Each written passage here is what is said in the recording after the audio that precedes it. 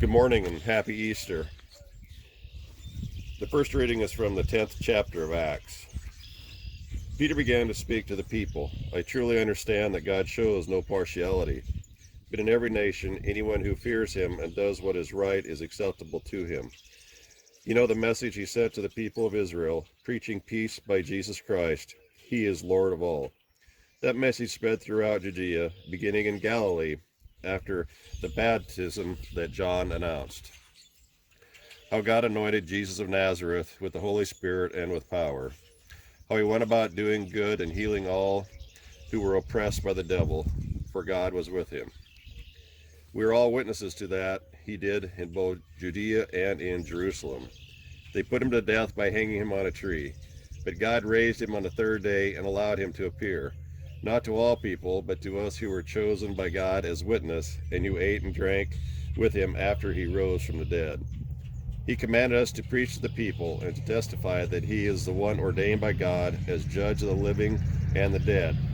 All the prophets testify about that. Everyone who believes in him receives forgiveness of sins through his name. The word of the Lord. Thanks be to God. The responsive reading is from the 118th Psalm. Give thanks to the Lord, for the Lord is good. God's mercy endures forever. Let Israel now declare God's mercy endures forever. The Lord is my strength and my song, and has become my salvation. Shouts of rejoicing and salvation echo in the tents of the righteousness. The right hand of the Lord acts valiantly. The right hand of the Lord is exalted. The right hand of the Lord acts valiantly. I shall not die, but live, and declare the work of the Lord. The Lord indeed punishes me solely, but did not hand me over to death. Open for me the gates of righteousness. I will enter them and give thanks to the Lord. This is the gate of the Lord. Here the righteous may enter. I give thanks to you, for you have answered me, and you have become my salvation. The stone of the builders rejected has become the chief cornerstone. By the Lord has this been done. It is marvelous in our eyes. This is the day that the Lord has made. Let us rejoice and be glad in it. The second reading comes from the third chapter of Colossians.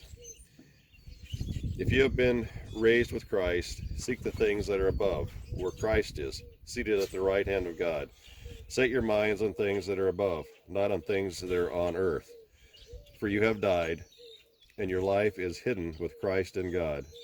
When Christ, who is your life, is revealed, then you also will be revealed with him in glory. The word of the Lord. Thanks be to God.